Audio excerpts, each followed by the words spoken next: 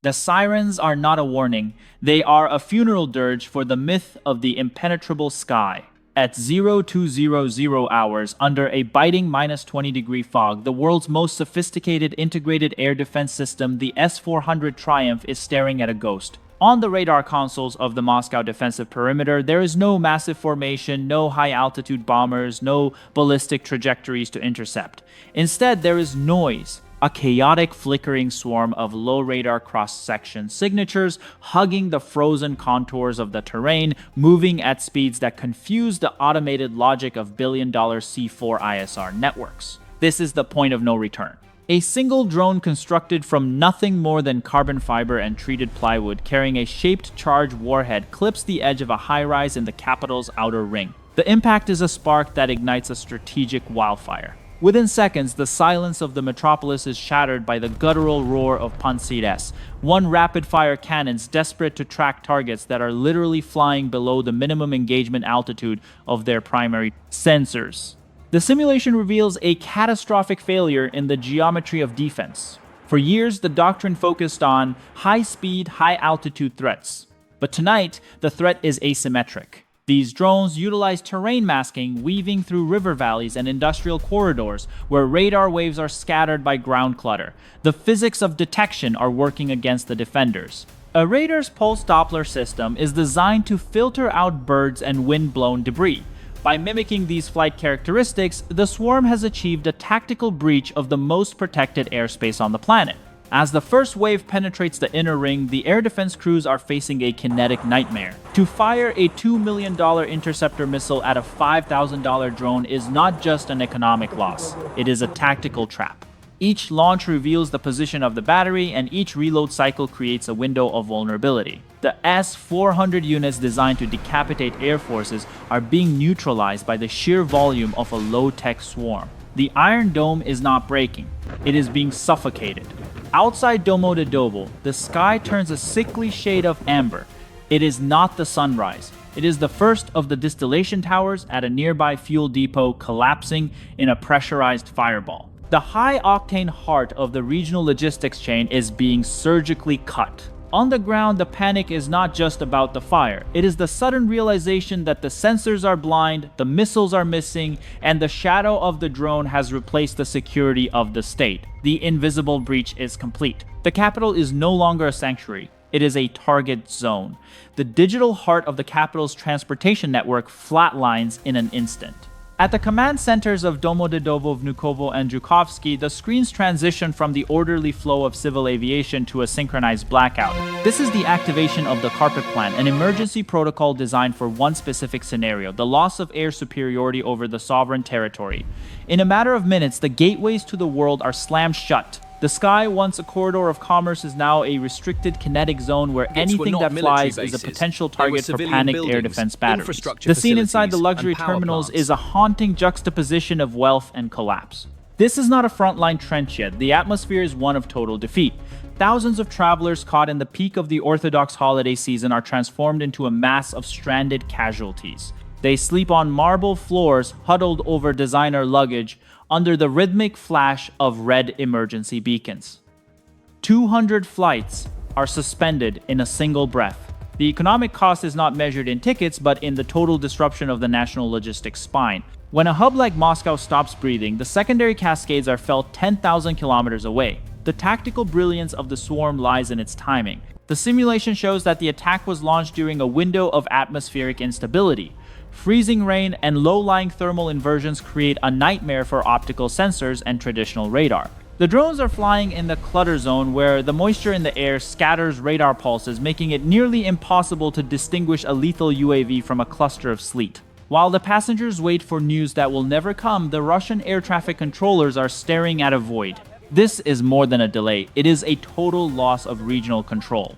Grounded fleets of commercial jets represent billions in stagnant capital, but they also serve as massive stationary targets. In the chaos of the airport shutdown, the priority shifts from civilian safety to the desperate attempt to hide strategic assets. The planned carpet forces every aircraft to land at the nearest available strip, creating a logistical gridlock that paralyzes the fuel supply chains of the entire oblast. The myth of the safe harbor has evaporated.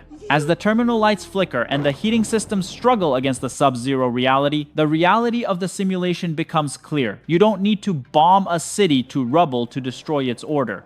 You only need to stop its movement. The kinetic storm moves from the runways to the power lines, turning the biting Russian winter into a force multiplier for the attacker. In the simulation, the focus shifts to the Kursk and Podmoskovia regions where the grid is no longer a utility but a battlefield. When the temperature drops to -20, electricity is the only thing standing between a functioning society and a prehistoric struggle for survival.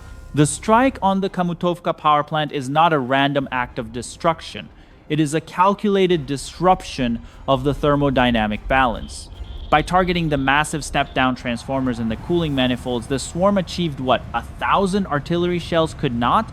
The total atmospheric freezing of the civilian infrastructure. 115 settlements are instantly plunged into a void of pitch-black silence. The physics of this collapse are brutal and unforgiving. When the power dies, the water pumps stop. When the water pumps stop, the pipes filled with static liquid begin to expand as the water turns to ice. Within hours, the internal plumbing of entire districts is physically shattered by the expansion of freezing water, a secondary kinetic effect that will take months of industrial-scale repair to fix. The communication towers deprived of their backup generators in the extreme cold go silent, one by one. The digital world vanishes, leaving only the sound of the wind and the distant hum of drones that refuse to leave the sky. This is the strategic erosion of the social contract. For 25 years, the promise of the state was stability in exchange for compliance. But as the frost creeps inside the walls of Moscow's high-rises and the radiators turn into blocks of useless iron that promise is being torn apart, the panic is not loud. It is a quiet, desperate realization that the state's massive military machine is unable to protect the light switch or the heater. The psychological impact of learned helplessness begins to take root. From the villagers in Kursk to the elites in their darkened dachas, the question is no longer about the progress of the front line, but about the survival of the night. The simulation highlights the icebreaker effect on the national industry. Insurance giants and global risk assessors are watching the grid collapse in real time. When a power plant 1,200 kilometers from the border can be neutralized by a few kilograms of high explosives delivered by a plywood UAV, the concept of a safe production base becomes an archaic myth. Investors see not just a blackout, but a vulnerability that no amount of anti-aircraft fire can fully close. The darkness over Kursk is a signal to the world. The industrial heart of the Federation is beating in a room with no doors and no locks. The winter has been weaponized and the cold is now an ally of the swarm. The simulation transitions from psychological pressure to surgical amputation. The strike package shifts its focus 800 kilometers southeast of Moscow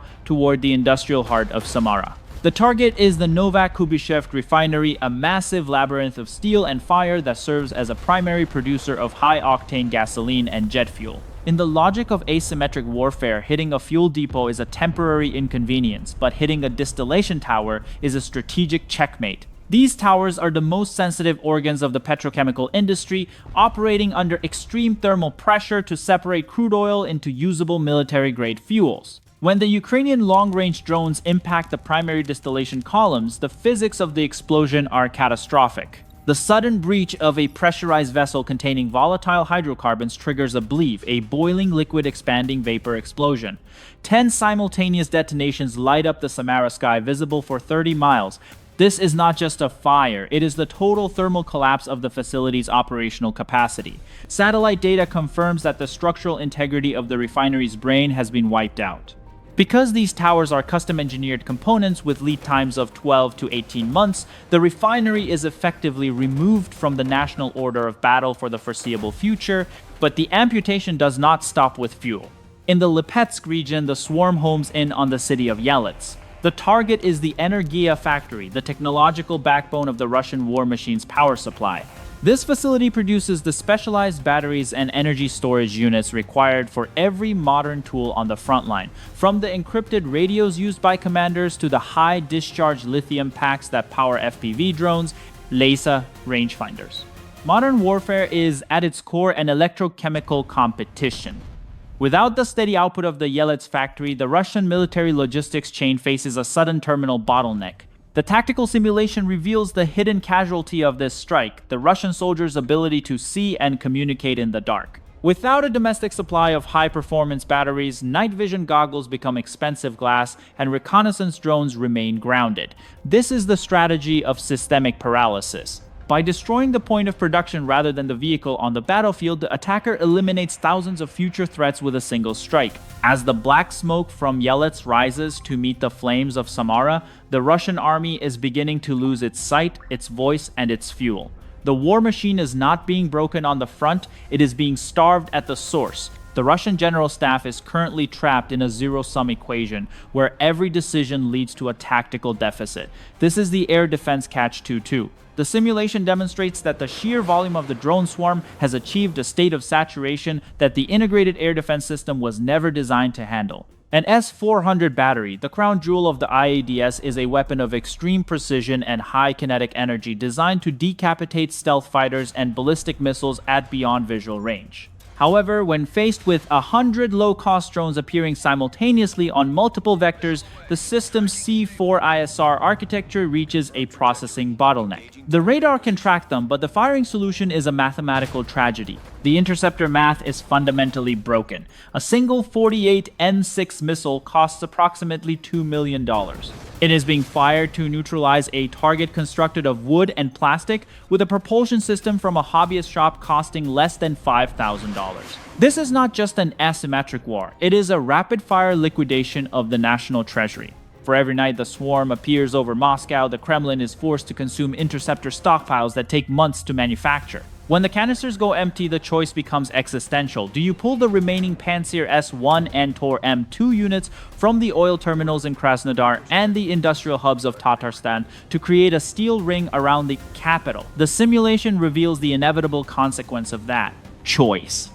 As air defense assets are consolidated to protect the prestige of Moscow, the soft underbelly of the Federation is exposed. The Tamanfaz oil terminal in the Krasnodar region, a critical gateway for Black Sea energy exports, is left with a degraded defensive umbrella. Satellite imagery confirms that without the constant coverage of short-range point defense systems, the terminal's pipelines and loading docks are defenseless against even a rudimentary drone strike.